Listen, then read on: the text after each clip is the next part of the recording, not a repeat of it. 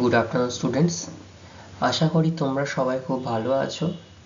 আমি তোমাদের ভূগোল বিষয়ের শিক্ষক মানস স্যার। আমি খুব ভালো আছি। আমরা ভূগোল বিষয় সম্পর্কে অনেকগুলো অধ্যায় সম্পর্কে আলোচনা করেছি, তাই না? আজকে আমরা একটা সম্পূর্ণ নতুন জিনিস সম্পর্কে আজকে আমরা জানবো, বুঝবো।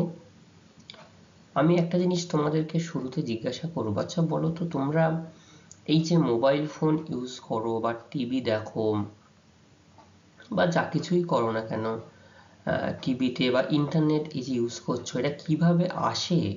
এটা কোনদিন ভেবে দেখেছো? হ্যাঁ, বলো তো কিভাবে আসে? স্যাটেলাইটের মাধ্যমে আসে, খুব ভালো। কিন্তু স্যাটেলাইটগুলো কিভাবে সিগন্যাল রিসিভ করে, কিভাবে কাজকর্ম করে, সেগুলো কি জানো? আচ্ছা, পুরোটা সবার মধ্যে অতটা স্বচ্ছ ধারণা নেই, না থাকারই কথা। তো সেই জন্যই আমি আজকে তোমাদেরকে একটু হলেও সেই সম্পর্কে ধারণা তোমাদেরকে দেব, যে কিভাবে আমরা এই যে স্যাটেলাইট ইমেজের মাধ্যমে ইন্টারনেট ব্যবহার করছি, ফোন ব্যবহার করছি। এখন যে কোনো জায়গাতে আমরা রাস্তা হারিয়ে ফেললে জিপিএস, তাই না, গ্লোবাল পজিশনিং সিস্টেম, অর্থাৎ জিপিএস এর মাধ্যমে আমরা দেখে নিচ্ছি যে এই কোন রাস্তাটা কিভাবে, বা গুগল ম্যাপের মাধ্যমে দেখতে পাচ্ছি আমরা এই রাস্তাটা কোন দিক থেকে কিভাবে গেলে আমরা নির্দিষ্ট গন্তব্যস্থলে পৌঁছে যাব, তাই না? তাই এগুলোও কাজ করে নির্দিষ্ট একটা তথ্যের ওপর, নির্দিষ্ট একটা সম্পূর্ণ প্রসেসিং এর ওপরে। যে আমি ওপর থেকে স্যাটেলাইট ইমেজ পাচ্ছি, তোমার ওখান থেকে সরাসরি কিন্তু তোমার ফোনে স্যাটেলাইট ইমেজটা ক্যাপচার করতে পারে না। সেখান থেকে নির্দিষ্ট ফোন কোম্পানি, নির্দিষ্ট সার্ভিস প্রোভাইডার সেখান থেকে সিগন্যালটা রিসিভ করে সেটা আমাদের ফোনে প্রেরিত হয়, তারপরে সেটাকে আমরা ব্যবহার করতে পারি। মানে জিনিসটা খুব বড় একটা ধারণা, আমি জাস্ট সিম্পল ছোট্ট কথায় তোমাদেরকে বলে বোঝানোর চেষ্টা করলাম, ঠিক আছে? তো এই স্যাটেলাইট ইমেজ দেখো, আমরা আমাদের যে উপগ্রহ রয়েছে, কি উপগ্রহের নাম? চাঁদ। তো কি করা হয়, এই যে স্যাটেলাইট ইমেজ, যেগুলোকে কৃত্রিম উপগ্রহ বলা হয়ে থাকে, ঠিক আছে? তো এই উপগ্রহ চিত্র দেখো, এই যে ছবিটা আমি তোমাদের সামনে দেখিয়েছি, এই রকম ভাবে পৃথিবীর চারিদিকে এরকম স্যাটেলাইট পাঠানো হয়ে থাকে পৃথিবী থেকে। এবং এটা শুধুমাত্র নির্দিষ্ট দেশ, একটা দেশ পাঠায় তা নয়, প্রত্যেকটা দেশ তার নিজস্ব প্রয়োজনে পৃথিবীর চারিদিকে এই স্যাটেলাইট ইমেজগুলোকে স্থাপন করে তাদের নিজস্ব সুবিধার জন্য, ঠিক আছে? এবং বিভিন্নভাবে এখান থেকে আমরা পৃথিবীর থেকে ইনফরমেশনগুলো আমরা পেয়ে থাকি। সেই ইনফরমেশনগুলো থেকেই আমরা কিন্তু তারপরে তথ্য যখন বিশ্লেষণ হয়, সেইগুলোকে আমরা সহজে ইউজ করতে পারি, ঠিক আছে? তো এইগুলো সম্পর্কে বিস্তারিতভাবে আমরা আরও একটু জানবো, সেটা আমরা পরপর জানতে থাকবো। এবং আমি যেটুকু তোমাদেরকে বলি বারবার, তোমাদের যদি কোথাও কোনো অসুবিধা হয়, মনে করো যে এই নির্দিষ্ট জায়গাটা বুঝতে পারছো না, আরেকবার বললে সুবিধা হয়, তাহলে আমি তোমাদেরকে সেই জায়গাগুলো আরও একবার করে বলে দেবো, ঠিক আছে? তোমরা সবাই মনোযোগ সহকারে ক্লাসগুলো একটু শোনার চেষ্টা করো। যদি কারোর কোথাও কোনো সমস্যা হয়, আমাকে কিন্তু অবশ্যই জানাবে, ঠিক আছে? তাহলে আজকে তোমরা এই যে দশম শ্রেণী, আমরা এই যে ভূগোল বিষয় সম্পর্কে আলোচনা করছি, ঠিক আছে? এই দশম শ্রেণীর আজকে আমরা ষষ্ঠ অধ্যায়, যে চ্যাপ্টারটির নাম হচ্ছে উপগ্রহ চিত্র ও ভূবৈচিত্র্য সূচক মানচিত্র, ঠিক আছে? এরই উপগ্রহ চিত্র আমরা আজকে একটু জানবো। দেখো, এরকম ভাবে পৃথিবীর চারিদিকে বিভিন্ন দেশের পাঠানো যে উপগ্রহ, এরকম ভাবে নির্দিষ্ট তাদের কক্ষপথ নির্দিষ্ট করে দেওয়া হয়। সেই কক্ষপথে তারা নির্দিষ্টভাবে পৃথিবীর চারিদিকে চক্রাকারে ঘূর্ণায়মান, নিজস্ব কক্ষপথে ঘূর্ণায়মান হিসাবে ঘুরতে থাকে, ঠিক আছে? আর এইখানে যেটা ছবি তোমরা দেখতে পাচ্ছ, ছবিটা হচ্ছে কোনো একটা উপগ্রহ চিত্রের ছবি, কোনো একটা নির্দিষ্ট স্থানের ছবি, ঠিক আছে? নির্দিষ্ট স্থানের ছবি এরকম ভাবে আমরা উপগ্রহ চিত্রগুলোকে পেয়ে থাকি। তো এই উপগ্রহ চিত্র কাকে বলে, কিভাবে, কোথা থেকে তোলা হয়, সেগুলো আমরা এবার জানব। দেখো, প্রথমে বলা হচ্ছে উপগ্রহ চিত্র ও ভূবৈচিত্র্য সূচক মানচিত্র। ঠিক আছে, অর্থাৎ এইটা আমাদের অধ্যায়ের নাম। তো সেখানটাতে কি বলা হচ্ছে, কৃত্রিম উপগ্রহ সংবেদকের মাধ্যমে, অর্থাৎ এই যে স্যাটেলাইট পাঠানো হচ্ছে, এই কৃত্রিম উপগ্রহ সংবেদকের মাধ্যমে ভূপৃষ্ঠের বিভিন্ন বস্তুর আলোক বিচ্ছুরণ গ্রহণ করা হয়। ঠিক আছে, গ্রহণ করে ডিজিটাল ডেটা, অর্থাৎ আলোক বিচ্ছুরণ করে ছবিটা তোলা হচ্ছে, ছবিটা তোলা হলে ডিজিটাল ডেটা সেখান থেকে সংগ্রহ করা হচ্ছে। সংগ্রহ করে তথ্য বিশ্লেষণ করে যে রঙিন আলোক চিত্র পাওয়া যায়, এই যে তথ্য বিশ্লেষণ করে রঙিন আলোকচিত্র পাওয়া যাচ্ছে, তাকে আমরা উপগ্রহ চিত্র বলে থাকি। ঠিক আছে, এরকম ভাবে আমরা বিভিন্ন জায়গার উপগ্রহ চিত্রগুলো সংগ্রহ করে থাকি। সমগ্র পৃথিবীর উপগ্রহ চিত্র কিন্তু আমরা এরকম ভাবে সংগ্রহ করি, কারণ পৃথিবীর এমন অনেক জায়গা আছে, জায়গাগুলোতে কিন্তু মানুষ আজও অবধি গিয়ে পৌঁছাতে পারেনি। তা এখন ডিজিটাল যুগে, এই উন্নয়নের যুগে কিভাবে আমরা এই পৃথিবীর নির্দিষ্ট জায়গায় না গিয়েও সেখানকার তথ্য সংগ্রহ করতে পারি, সেগুলো আমরা এই উপগ্রহ চিত্রের সাহায্যে কিন্তু সেগুলো আমরা সেখানকার তথ্য সম্পর্কে, সেখানকার যাবতীয় ইনফরমেশন সবটুকু আমরা জানতে পারি। আচ্ছা, এই উপগ্রহ চিত্র ছাড়াও যখন উপগ্রহ চিত্র এতটা যখন প্রচলিত হয়নি, তখন আমরা নির্দিষ্ট একটা মানচিত্র ব্যবহার করতাম, যেটাকে আমরা ভূবৈচিত্র্য সূচক মানচিত্র বা টোপোগ্রাফিক্যাল মানচিত্র বলতে পারি। কি করা হতো, সেটা জমি জরিপ করা হতো। জমি জরিপ করে এক ধরনের মানচিত্র তৈরি করা হতো, যাকে আমরা ভূবৈচিত্র্য সূচক মানচিত্র বলে থাকি। ঠিক আছে, তো বর্তমানে এর প্রচলন ও ব্যবহার অনেকখানি হ্রাস পেয়ে গেছে। হ্রাস পেয়ে এই উপগ্রহ চিত্রের প্রাসঙ্গিকতা এবং গুরুত্ব ধীরে ধীরে বৃদ্ধি পাচ্ছে। কেন বলতো, তোমরা নিজেরাই বলতো, কেন এই ভূবৈচিত্র্য সূচক মানচিত্রের ব্যবহার দিনের পর দিন হ্রাস পেয়ে যাচ্ছে? একদমই ঠিক, এই যে জমি জরিপ করা, এটা কিন্তু মুখে যতটা বলা সহজ, ততটা সহজ ব্যাপার নয়। এটা একটা দীর্ঘমেয়াদী একটা প্রক্রিয়া। জমির ওপর নির্দিষ্টভাবে কোনো একটা স্থানে সম্পূর্ণভাবে সার্ভে করতে হবে, কোথায় কতটা ধান জমি রয়েছে, পুকুর রয়েছে, বসত বাড়ি রয়েছে, সবটুকু কিন্তু সেখান থেকে নিতে হবে। তারপরে একটা নির্দিষ্টভাবে নির্দিষ্ট স্কেল সিলেক্ট করে সেগুলোকে আবার চিত্রায়িত করতে হবে, ছবি আঁকতে হবে। তারপরে সেটাকে সঠিক হয়েছে কিনা মিলিয়ে তারপরে সেটাকে পাবলিশ করা হতো। তো এটা একটা বেশ দীর্ঘমেয়াদী প্রক্রিয়া। সেই জন্য আজকের দিনে এই ডিজিটাল যুগে, মোবাইল কম্পিউটারের যুগে, স্যাটেলাইটের যুগে আমরা দেখো সবকিছু ডিজিটাল ওয়েতে কিন্তু আমরা ব্যবহার করার চেষ্টা করছি, তাই না? সবকিছু ডিজিটাল।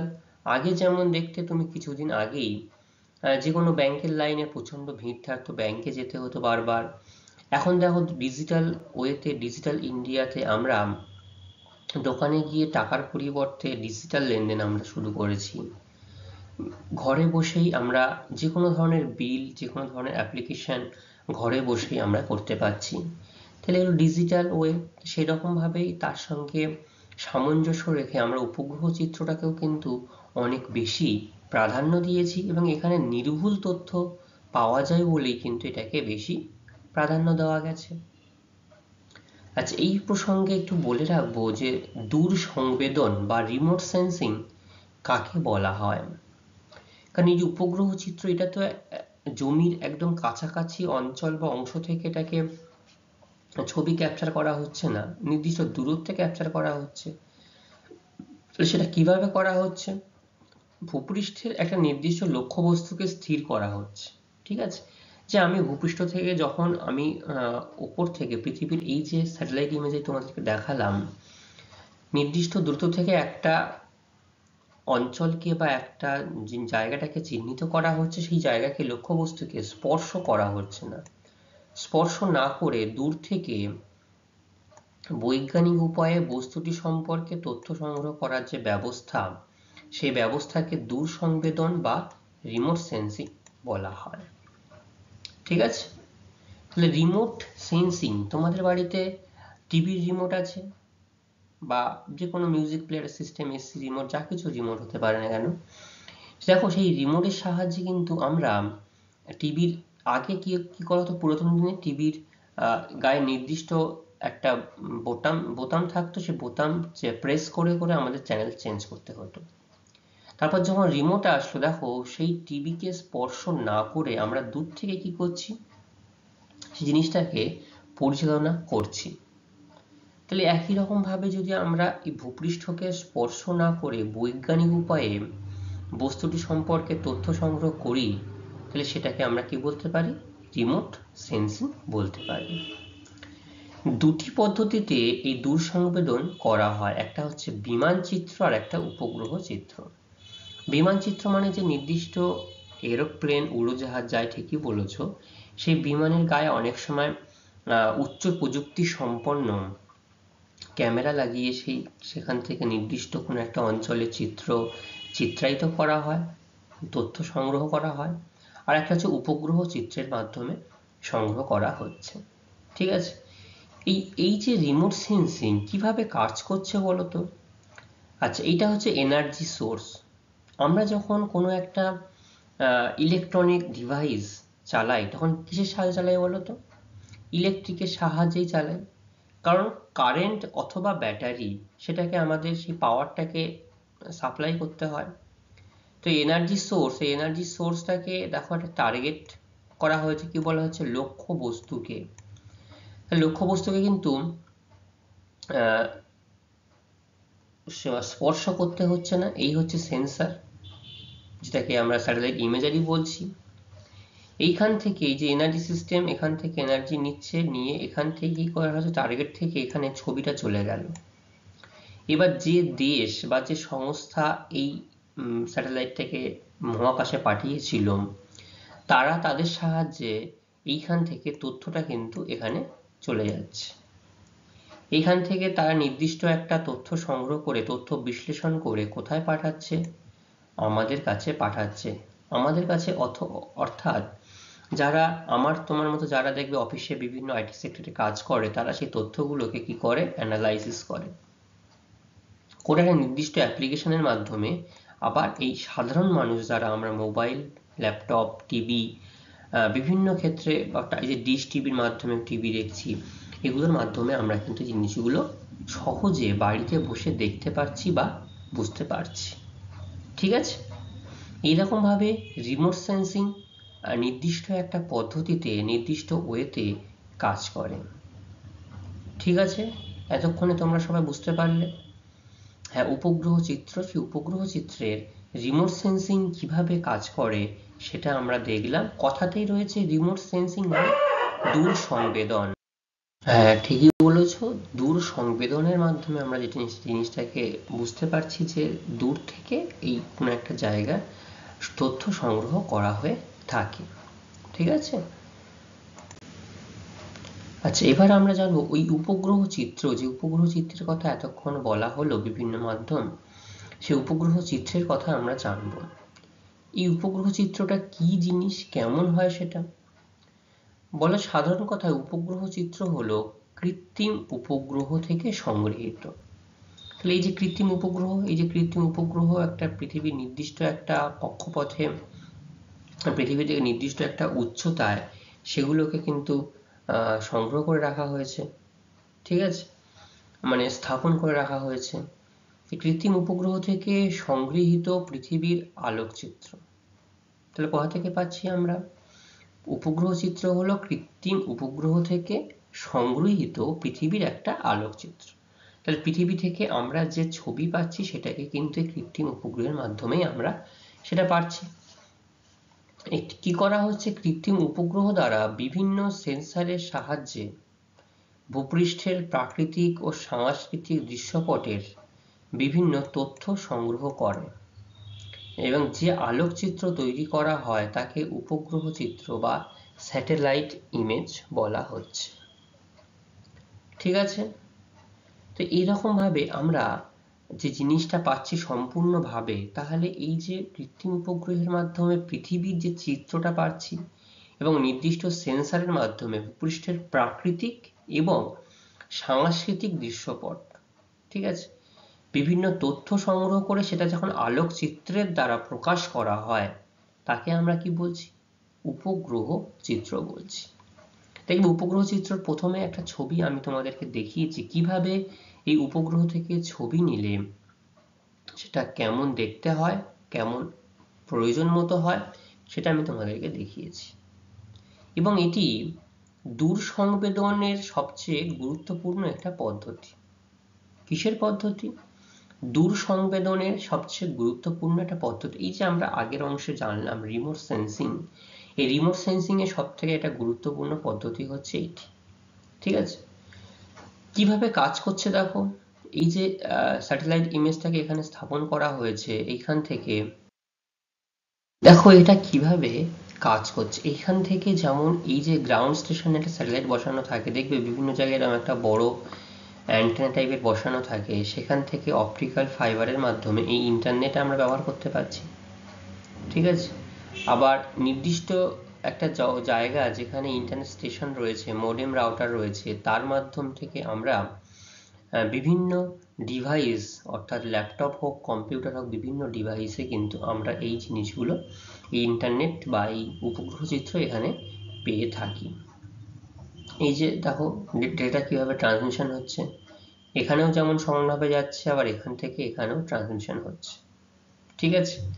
এবং এই যে এনার্জি সোর্স বলছিলাম, এনার্জি সোর্সটা পাচ্ছে পৃথিবীর থেকে, ছবিটা তুলছে, এই ইনফরমেশনটা চলে যাচ্ছে এই স্যাটেলাইটে, এখান থেকে চলে আসছে এই প্রান্তের ছবি উঠছে, গ্রাউন্ড লেভেল স্টেশনে ছবি উঠছে, ঠিক আছে, রিমোট সেন্সিং এর দ্বারা। আবার ডেটা স্যাটেলাইট হচ্ছে, এখান থেকে অ্যানালাইজ করা হচ্ছে, অ্যানালাইজ করে এখানে ছবিগুলো কিভাবে লেয়ার হচ্ছে, তারপর এটাকে ইউজারদের কাছে, আমার তোমার কাছে এখানে পাঠানো হচ্ছে। এইভাবে সম্পূর্ণ একটা পদ্ধতি কাজ করে থাকে। দেখতে মনে হয় বিরাট পদ্ধতি, কিন্তু এটা যখন আমরা প্রথমে স্থাপন করব, প্রারম্ভিক খরচা বা প্রারম্ভিক যে সময়, তারপরে কিন্তু ধীরে ধীরে এটা অনেকটাই কমে যায়, ঠিক আছে। আচ্ছা, উপগ্রহ থেকে তথ্যগুলি ডিজিটাল আকারে পাওয়ার পর কম্পিউটারে তা আলোকচিত্রে পরিণত করা হয়। কম্পিউটারে এগুলোকে পরিণত করা হচ্ছে আলোকচিত্রের বিভিন্ন মাধ্যমে। এগুলি দৈর্ঘ্য ও প্রস্থযুক্ত দ্বিমাত্রিক হয়। কেমন হচ্ছে? এগুলো বিভিন্ন জায়গায় দৈর্ঘ্য ও প্রস্থযুক্ত দ্বিমাত্রিক হিসাবে লক্ষ্য করতে পারছি। আচ্ছা, তবে এসপিওটি উপগ্রহ দ্বারা দৈর্ঘ্য, প্রস্থ ও উচ্চতাযুক্ত ত্রিমাত্রিক চিত্র লক্ষ্য করা যায়। এই ত্রিমাত্রিক চিত্র সব জায়গায় আমরা পাই না, যেগুলো পাই সেগুলো হচ্ছে দ্বিমাত্রিক 2D, ঠিক আছে, ত্রিমাত্রিক 3D পিকচার। তো 3D পিকচারের জন্য আরো অনেকখানি আরো উন্নত প্রযুক্তি ব্যবহার করা হয়। এটি পার্সপেক্টিভ অভিক্ষেপ প্রস্তুত করতে ব্যবহার করা হয়ে থাকে, ঠিক আছে। আচ্ছা, 1960 সালে এই উপগ্রহ চিত্রের উৎপত্তি ঘটে। কবে? 1960 সালে, কিন্তু অর্থাৎ 1960 সাল থেকেই এই স্যাটেলাইট ইমেজ, তার এই পদ্ধতি, তার এই সম্পূর্ণ কার্যকারিতা তখন থেকেই আমরা পেতে শুরু করি। তাহলে বুঝতে পারলে সবাই এখানে আপাতত কি বলা হলো, কি আলোচনা করা হলো? তোমাদের কারোর কি কোনো এখান থেকে প্রশ্ন রয়েছে?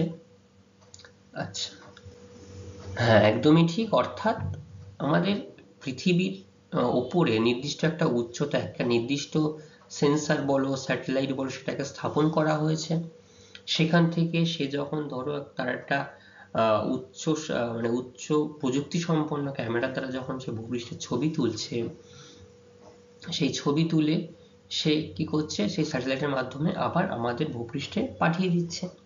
তো ভূপৃষ্ঠে পাঠানোর পর সেটাকে অ্যানালাইসিস করা হচ্ছে, করে এই যে ওয়েদার রিপোর্ট দেওয়া হচ্ছে আজকালকার দিনে, নির্ভুলভাবে ওয়েদার রিপোর্ট, এটা কিন্তু স্যাটেলাইটের মাধ্যমেই দেওয়া হয়ে থাকে, ঠিক আছে। Very good. আচ্ছা, এই এতক্ষণ যে উপগ্রহ চিত্র আমরা বললাম, এই উপগ্রহ চিত্র নির্দিষ্ট বৈশিষ্ট্য আমরা লক্ষ্য করতে পারি। সেগুলো কি, কেমন ধরনের সেগুলো? তো এই উপগ্রহ চিত্র, এটি হলো একটি কৃত্রিম উপগ্রহে সংস্থাপিত উচ্চ ক্ষমতা সম্পন্ন সংবেদক অর্থাৎ সেন্সর বলা হয় যেটা, ঠিক আছে, তার সাহায্যে ভূপৃষ্ঠের অংশ বিশেষের ডিজিটাল পরিসংখ্যা, দেখো এই যে এরকম ভাবে উপর থেকে যখন ছবি তোলা হচ্ছে ভূপৃষ্ঠের নির্দিষ্ট স্থানের, সেখান থেকে ডিজিটাল একটা পরিসংখ্যান বস্তুগুলোকে স্পর্শ না করেই এই দূর সংবেদনের মাধ্যমে এগুলোকে সংগ্রহ করা হয়ে থাকে। ঠিক আছে, তো নির্দিষ্ট মাধ্যমে নির্দিষ্ট ওয়েতে এই ছবিগুলোকে সংগ্রহ করা হচ্ছে, ছবিগুলোকে নেওয়া হচ্ছে, ছবিগুলোকে নিয়ে তারা সেই সঠিকভাবে সেখানে বিশ্লেষণ করছে।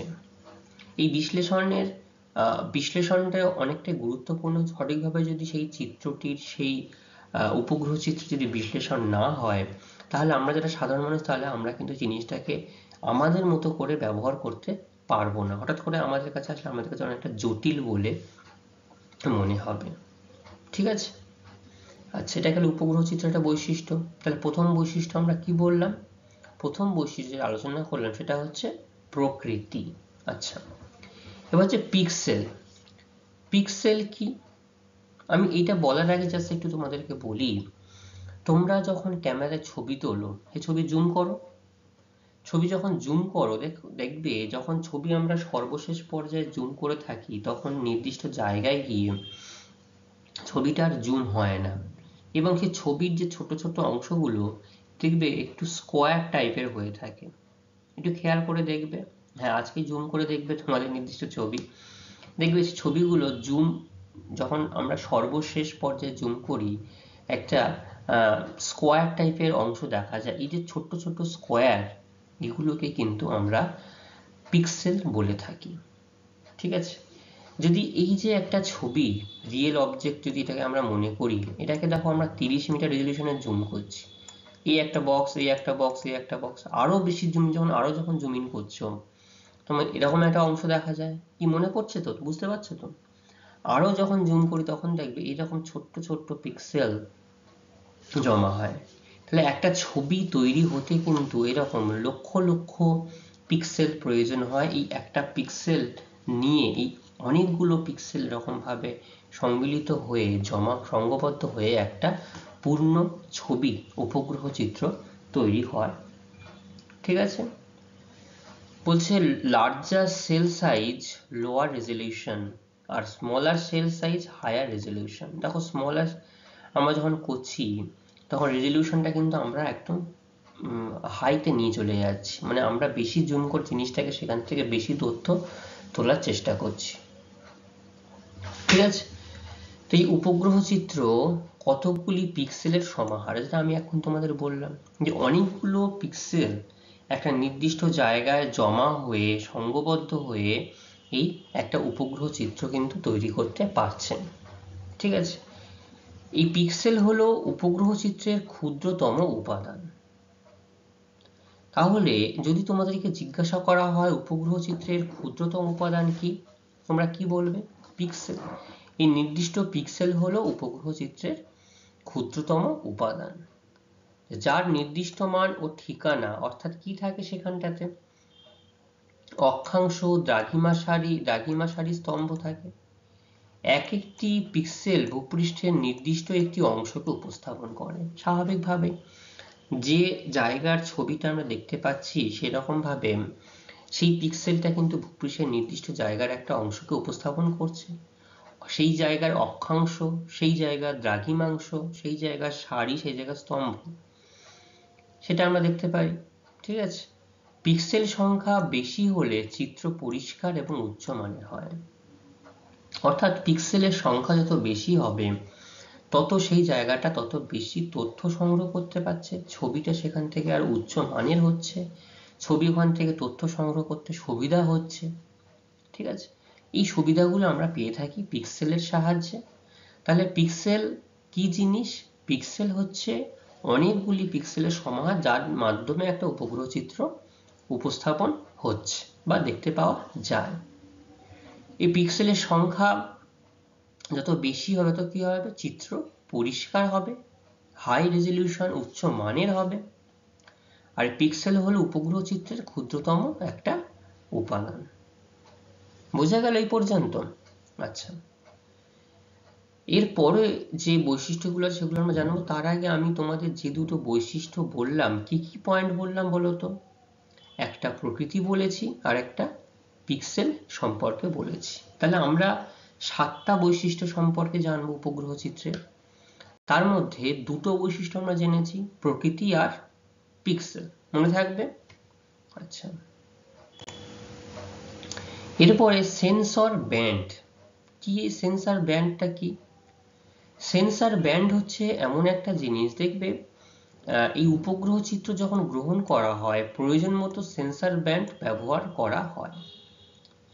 কারণ অনেক উঁচু থেকে যখন কোনো ছবি ক্যাপচার করা হয়, সেই বিভিন্ন বস্তুর কিন্তু বিকিরিত তড়িৎচুম্বকী তরঙ্গের নির্দিষ্ট অংশ বিভিন্নভাবে সেই যন্ত্রাংশে লিপিবদ্ধ করা হয়। তাহলে সেন্সর ব্যান্ড কাকে বলছে? এই উপগ্রহ চিত্র যখন আমরা ক্যাপচার করছি, গ্রহণ করছি, তখন প্রয়োজন মতো সেন্সর ব্যান্ড ব্যবহার করা হয়।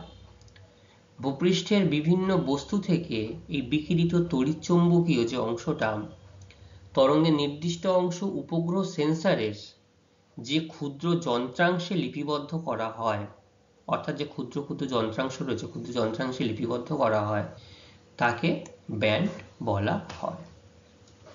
ঠিক আছে? নির্দিষ্ট সেন্সর নির্দিষ্টভাবে সেই উপগ্রহ সেন্সরের ক্ষুদ্র যন্ত্রাংশে লিপিবদ্ধ করা হয়। দেখো এরকম ভাবে নির্দিষ্ট ব্যান্ড রয়েছে, ব্যান্ড 1, ব্যান্ড 2, ব্যান্ড 3, 4, 5, 6, 7। এখান থেকে নির্দিষ্টভাবে RGB বলা হয়, রেড, গ্রিন, ব্লু। তারপরে একটা এরকম আমরা উপগ্রহ চিত্র বা স্যাটেলাইট ইমেজে কিন্তু আমরা পেতে পারি। তো IRS উপগ্রহগুলিতে লিজ 1, লিজ 2 সংবেদক ব্যান্ড 1 ব্যবহার করা হয়, সেখানে জলাশয় দেখানো হয়ে থাকে ব্যান্ড 1 এর ক্ষেত্রে। ব্যান্ড 2 এ স্বাভাবিক উদ্ভিদ আমরা লক্ষ্য করতে পারি, দেখতে পারি। ব্যান্ড 3 এর ক্ষেত্রে উদ্ভিদ প্রজাতি লক্ষ্য করতে পারি আমরা ব্যান্ড 3 তে। ব্যান্ড 4 এ জল স্থল পৃথকীকরণ ব্যবহৃত হয়, জল এবং স্থল তাদের মধ্যে পৃথক করতে ব্যান্ড 4 ব্যবহার করা হয়ে থাকে। ঠিক আছে? তো এরকম ভাবে নির্দিষ্ট ব্যান্ডে, যে নির্দিষ্ট ব্যান্ড অনুযায়ী কি কি জিনিস বা কোন কোন প্রকৃতির কোন জিনিসটা ক্যাপচার করা হয় সেটা আমরা এখান থেকে জানতে পারলাম। তো এখান থেকে তোমাদের এই কোন ব্যান্ডে কি ধরনের প্রাকৃতিক অংশ ক্যাপচার করা হয় সেগুলো কিন্তু তোমাদের এখান থেকে মনে রাখতে হবে, এবং এখানে উল্লেখ করে দিয়েছে IRS উপগ্রহগুলোতে। ঠিক আছে? IRS উপগ্রহগুলোতে এরকমভাবে ব্যান্ড 1, ব্যান্ড 2, ব্যান্ড 3, ব্যান্ড 4 সেখান থেকে কোন কোন ধরনের প্রাকৃতিক অংশ ক্যাপচার করা হয় সেগুলো এখান থেকে আমরা জানতে পারবো বা বুঝতে পারবো। ঠিক আছে? এবার হচ্ছে প্রান্তীয় তথ্য, কি কি তথ্য কিভাবে প্রস্তুতকরণ করা হয় সেটা এখানে বলা হচ্ছে। 3 নম্বর বৈশিষ্ট্য কি গেল? Sensor band. 4 নম্বরে কি রয়েছে? 4 নম্বর রয়েছে প্রান্তীয় তথ্য। কি রয়েছে প্রান্তীয় তথ্য? তো দেখো চিত্রের ওপরে দুটি ও নিচে একটি অ্যানোটেশন লাইন থাকে, অর্থাৎ নির্দিষ্ট লাইন থাকে, সেই লাইনের মধ্যে কি কি তথ্য দেওয়া হয়। এবং এই যে চিত্রগুলো আমরা ক্যাপচার করতে পারি, সেই চিত্রগুলো ক্যাপচার করলে কিন্তু সেখানটাতে, যেমন এখন জাস্ট আমি উদাহরণটা দিচ্ছি, তোমরা এখন যখন মোবাইলে ছবি তোলো, এটা দেখবে ওয়াটারমার্ক দেওয়া যায়। কি ওয়াটারমার্ক? সেইখানটাতে তুমি ছবিটা কবে তুলেছো, এটা সেই মডেলের নির্দিষ্ট নাম, ডেট, টাইম, বা তুমি তোমার নিজের নামও সেখানে সেট করতে পারো। পারো তো? সেই ছবিটা তুমি যখন কোথাও আপলোড করো বা কোথাও দাও, সেখানটা দেখে আমরা বুঝতে পারি যে এই নির্দিষ্ট ছবিটা নির্দিষ্ট দিনে ক্যাপচার করা হয়েছিল। তাহলে আমরা ডেট সম্পর্কে ধারণা জন্মায় যে কিভাবে ছবিটা তো কোথায় কার ফোনে তোলা হয়েছিল। এইটাকে এই উপগ্রহ চিত্র, অর্থাৎ যে ছবিগুলো আমরা ক্যাপচার করছি, সেখানেও কিন্তু একই রকম ভাবে এই ছবির ওপর নিচে উপগ্রহের নাম, চিত্রের ধরন, অর্থাৎ এই চিত্রটা কি ধরনের চিত্র, চিত্র সংগ্রহের তারিখ অর্থাৎ কবে কিভাবে ক্যাপচার করা হয়েছে, সময়, সেন্সার বিবরণ অর্থাৎ কোন সেন্সার দিয়ে এই ছবিটাকে তোলা হয়েছিল, চিত্র প্রস্তুতের তারিখ, চিত্র প্রস্তুতের স্থান, এবং ডেটা প্রস্তুতকারী সংস্থা, অর্থাৎ এই যে ছবিটাকে ঠিকঠাকভাবে অ্যানালাইজ করে আবার একটা ছবিতে নিয়ে আসা হয়েছে, কোন সংস্থাটাকে ডেটা অ্যানালাইজ করেছিল, সবকিছু তথ্য কিন্তু আমরা এখান থেকে পেতে পারি। ঠিক আছে, এইরকম ভাবেই কিন্তু আমরা বিভিন্নভাবে এই তথ্য সম্পর্কে, অর্থাৎ ওই ছবিটা কিভাবে, কবে, কোন তারিখে, কোন উপগ্রহ, কোন সেন্সরের মাধ্যমে ক্যাপচার করা হয়েছে, এগুলো আমরা জানতে পারি বা বুঝতে পারি। ঠিক আছে, আচ্ছা, তাহলে কটা বৈশিষ্ট্য সম্পর্কে আমরা আলোচনা করলাম? 4টে বৈশিষ্ট্য সম্পর্কে আমরা আলোচনা করলাম। 1 নম্বর আলোচনা করেছি প্রকৃতি, 2 নম্বর আলোচনা করেছি আমরা পিক্সেল সম্পর্কে, 3 নম্বর সেন্সর ব্যান্ড, আর 4 নম্বর হচ্ছে প্রান্তীয় তথ্য। ঠিক আছে, আচ্ছা, এরপর যেটা আমরা আলোচনা করব 5 নম্বর বৈশিষ্ট্য হচ্ছে ছদ্ম রং, যেটাকে আমরা বলবো ফলস কালার কম্পোজিট। কি ফলস কালার কম্পোজিট জিনিসটা কি? এটা হচ্ছে এমনই একটা জিনিস যেটা হচ্ছে ভূপৃষ্ঠের বস্তুর প্রকৃত রং, অর্থাৎ আমরা ভূপৃষ্ঠে যে বস্তুর প্রকৃত রং দেখি সেটা হচ্ছে কি টিসিসি, অর্থাৎ ট্রু কালার কম্পোজিট। এই ট্রু কালার কম্পোজিটের পরিবর্তে যখন আমরা অন্য রং দ্বারা চিত্রে প্রকাশ করা হয়, অর্থাৎ কাজের সুবিধার্থে, ডেটা অ্যানালিসিস সুবিধার্থে এই ট্রু কালার কম্পোজিট, অর্থাৎ ভূপৃষ্ঠের ধরো সবুজ গাছপালাকে সবুজ দেখতে পাই আমরা, এটাকে না দিয়ে যখন অন্য রং দ্বারা প্রকাশ করা হয় সেইটাকে বলা হয় ফলস কালার কম্পোজিট বা ছদ্ম রং। কি কি রঙের সাহায্যে কাজ করা হয়? 3টি মৌলিক রং RGB, RGB অর্থাৎ আর অর্থ রেড, জি অর্থ গ্রিন, ভেরি গুড, বি অর্থ ব্লু, তোমরা একদম সঠিক ধরতে পেরেছো। তুই RGB অর্থাৎ লাল, সবুজ ও নীলকে যথাক্রমে কিভাবে দেখানো হয়? একটা ইনফ্রারেড লাল হিসাবে, একটা সবুজ, এই ইনফ্রারেড লাল ও সবুজ এই 3টি আদর্শ ছদ্ম রং অর্থাৎ ফলস কালার কম্পোজিট হিসাবে ব্যবহার করা হয়ে থাকে। ঠিক আছে, তো ভূপৃষ্ঠের বিভিন্ন উপাদানগুলিকে পৃথকভাবে চিহ্নিত করা যায় এবং গোপনীয়তা বজায় থাকে। তো এই ভূপৃষ্ঠের যে উপাদানগুলোকে আমরা ক্যাপচার করছি সেইগুলোকে যদি আমরা ফলস কালার কম্পোজিটের মাধ্যমে দিই, তাহলে ভূপৃষ্ঠের এই ছবিগুলো যে কোনো জায়গায় যে কেউ দেখলেও সহজে তারা বুঝতে পারবে, অনেকটা গোপনীয়তা বজায় থাকবে এখানটাতে। ঠিক আছে, তো ভূপৃষ্ঠের নির্দিষ্ট ছবিগুলোকে কি রং দ্বারা চিহ্নিত করা হয় সেগুলো আমি তোমাদের একটু বলি, দেখাই। আচ্ছা, এইটা কিন্তু একটা উপগ্রহ চিত্র, এটা হচ্ছে ফলস কালার কম্পোজিটের মাধ্যমে চিত্র দেখানো হচ্ছে। এগুলো ফলস কালার কম্পোজিটের মাধ্যমে দেখো কিভাবে দেখানো হচ্ছে। উদ্ভিদ বা ঘাস লাল ছায়া হিসাবে আমরা দেখতে পাচ্ছি। ঘন বনভূমি গাঢ় লাল, দেখো ঘন বনভূমি ছিল, গাঢ় লাল হিসেবে দেখতে পাচ্ছি আমরা এই যে এখানটাতে। অগভীর বনভূমি ঘষা লাল, একটু অগভীর বনভূমি রয়েছে, ঘষা লাল হিসেবে দেখতে পাচ্ছি আমরা। সবুজ ধান জমি, এটাও লালচে। হলুদ পাকা ধান জমি, এটা একটু কালচে লাল হয়। ভেজা জমি গাঢ় আকাশি। পতিত জমি লাল মাটি সবুজ টাইপের হয়, যে পতিত জমি গাঢ় সবুজ টাইপের হয়েছে। গভীর সমুদ্র যদি আমরা কালো রঙের দেখতে পারি। জলভাগ গাঢ় নীল, এই যে জলভাগ গাঢ় নীল। বসতি সবজে নীল, অর্থাৎ এই সবুজ হচ্ছে বসতি। ঠিক আছে, এরকম ভাবে আমরা এই, এটা হচ্ছে নর্মাল চিত্র, এটা হচ্ছে উপগ্রহ চিত্রের মাধ্যমে দেখতে পাচ্ছি। এইরকম ভাবে আমরা ট্রু কালার কম্পোজিট থেকে ফলস কালার কম্পোজিট, অর্থাৎ কোন কোন এইটা কিন্তু তোমাদেরকে সম্পূর্ণ মনে রাখতে হবে যে একটা ভূপৃষ্ঠে উপগ্রহ চিত্র তার কালার বা রং কেমন হয়, আর আদর্শ ছদ্ম রং তার রং কেমন হয়, সেটা কিন্তু তোমাদের এখান থেকে অবশ্যই মনে রাখতে হবে, জানতে হবে। ঠিক আছে,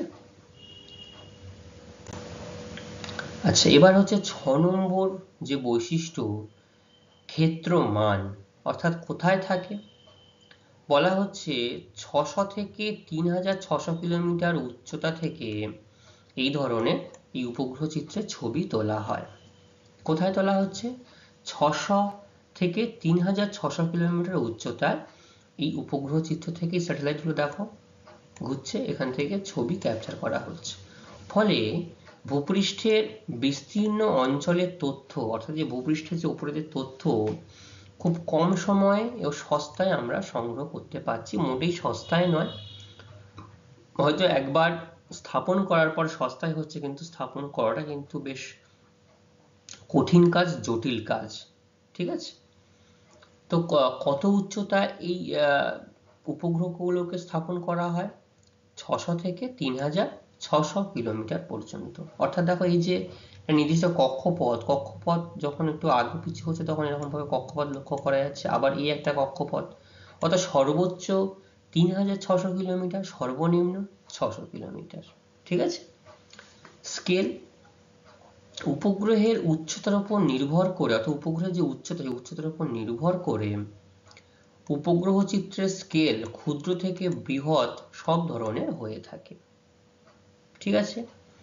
ত্রুটি খুব একটা থাকে না, অর্থাৎ আমরা যখন কোনো একটা ম্যাপের উপরে কাজ করি নির্দিষ্ট স্কেলে আমরা দেখাই যে 1 ইঞ্চ সমান সমান 100 কিলোমিটার বা 50 কিলোমিটার, কতটা আমরা দেখি সেই নির্দিষ্টটা স্কেল ফিক্সড করে দেওয়া হয়। সে ফিক্সড করে ক্ষুদ্র স্কেল থেকে, অর্থাৎ ক্ষুদ্র স্কেল মানে খুব একদম ডিপলি সেখানকার একদম জুম করে ছবি তোলা হচ্ছে ক্ষুদ্র স্কেল। বৃহৎ স্কেল মানে অনেক উঁচু থেকে দূর থেকে সম্পূর্ণ জায়গার ছবি আমরা তুলতে পারছি। ঠিক আছে। তাহলে এই গেল 7টা বৈশিষ্ট্য।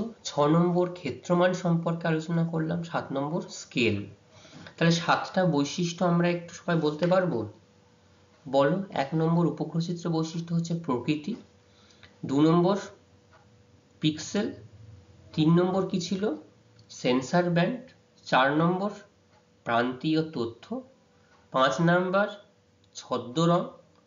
6 নাম্বার ক্ষেত্রমান। 7 নাম্বার হচ্ছে স্কেল। মনে থাকবে সবার এই জিনিসগুলো? খুব ভালো। আচ্ছা, এই প্রসঙ্গে একটু বলে দিই দুটো শব্দ, প্ল্যাটফর্ম আর হচ্ছে সোয়াত। কি জিনিস এই প্ল্যাটফর্ম আর সোয়াত? যে নির্দিষ্ট স্থানে থেকে প্ল্যাটফর্ম, ট্রেনের কি থাকে? প্ল্যাটফর্ম থাকে। প্ল্যাটফর্মে কি আসে? আমরা দাঁড়িয়ে থাকি, লাইনে ট্রেনটা আসে, এই নির্দিষ্ট প্ল্যাটফর্মের কথা বলা হচ্ছে। যে নির্দিষ্ট স্থান থেকে ভূপৃষ্ঠের তথ্য সংগ্রহ বা চিত্র তোলা হয় তাকে প্ল্যাটফর্ম বলা হয়ে থাকে। বায়ুস্তরে 160 কিলোমিটার উচ্চতার মধ্যে বিমান, বেলুন এবং মহাকাশ থেকে কৃত্রিম উপগ্রহ তথ্য সংগ্রহ করা হয়ে থাকে। বিশেষত যখন বিমান, বেলুন বা মহাকাশ থেকে 160 কিলোমিটার উচ্চতা থেকে কিন্তু আমরা এই ছবি ক্যাপচার করতে পারি। সোয়াতটা কি? কৃত্রিম উপগ্রহ আড়াআড়ি ভাবে নির্দিষ্ট অক্ষ বরাবর যে মোট দূরত্ব বেষ্টন করে তথ্য সংগ্রহ করে তাকে সোয়াত বলে। তাহলে এই যে কৃত্রিম উপগ্রহ কি করছে? আড়াআড়ি ভাবে, এই যে আড়াআড়ি ভাবে যখন নির্দিষ্ট অক্ষ বরাবর যে মোট দূরত্ব বেষ্টন করছে, বেষ্টন করে পৃথিবীর ওপর থেকে বিভিন্ন জায়গায় যখন সম্মিলিত তথ্য সংগ্রহ করে আনছে, সেই অংশকে আমরা কি বলবো? সোয়াত। দেখো এই ছবিটা আমি দেখিয়েছি ল্যান্ডস্যাট, এই ল্যান্ডস্যাটের সোয়াত হচ্ছে 185 কিলোমিটার বা 115 মাইল। ল্যান্ডস্যাট 8 ক্যাপচার্স নির্দিষ্ট কক্ষপথ ধরে এইরকম ভাবে আসছে, দেখিয়েছে এই যে চিত্র ধরে আসছে, তখন এই যে লাইনটা ধরে আসছে সম্পূর্ণ আড়াআড়ি ভাবে নির্দিষ্ট অক্ষ বরাবর যে আসছে, এটাকে আমরা কি বলছি? সোয়াত। দূরত্ব কত ল্যান্ডস্যাটের সোয়াতের ক্ষেত্রে? 185 কিলোমিটার। ঠিক আছে। আচ্ছা, তাহলে এতক্ষণে আমরা কি আলোচনা করলাম? উপগ্রহ চিত্র কাকে বলে জেনেছি, উপগ্রহ চিত্রের বৈশিষ্ট্য জেনেছি, রিমোট সেন্সিং কাকে বলে জেনেছি, এবং তার সাথে সাথে প্ল্যাটফর্ম আর সোয়াত সম্পর্কে আমরা জেনেছি। তো দেখো অনেকগুলো অংশ আমরা জেনেছি, তার মধ্যে আমি কোন কোন প্রশ্ন কিভাবে হতে পারে সেগুলো আমি তোমাদেরকে ইতিমধ্যে আলোচনা করেছি। এখান থেকে গুরুত্বপূর্ণ প্রশ্নগুলো একটা নির্দিষ্ট জায়গায় আমি নথিবদ্ধ করেছি তোমাদের জন্য। তোমরা আশা করি এই প্রশ্নগুলো সবাই নোট ডাউন করে নিয়েছো, এবং এই প্রশ্নগুলি তোমাদের যদি কোনো জানতে বা বুঝতে অসুবিধা হয় তাহলে আমাকে জানাবে, আমি তাহলে তোমাদের এই নির্দিষ্ট প্রশ্ন সম্পর্কে আরো ভালোভাবে তোমাদেরকে জানিয়ে দেবো, বলে দেবো, বুঝিয়ে দেবো। ঠিক আছে। আজকের আলোচনা আমাদের এই পর্যন্তই থাকবে। পরবর্তীতে আমরা আবার অন্য কোনো অংশ, এর পরবর্তী অংশ আলোচনা করব। তোমরা এই নির্দিষ্ট প্রশ্ন বা যে অংশটুকু আমরা আজকে আলোচনা করলাম সে অংশটা নিজেরা বাড়িতে সবাই একটু ভালোভাবে দেখে নেবে, দেখে আসবে, বুঝে আসবে। ঠিক আছে। আমরা পরের দিন পরবর্তী ক্লাসে এখান থেকে আমরা প্রশ্ন জিজ্ঞাসা করব। ঠিক আছে। আচ্ছা, আজকের ক্লাস এই পর্যন্তই থাকবে। সবাই খুব ভালো থাকবে। ধন্যবাদ।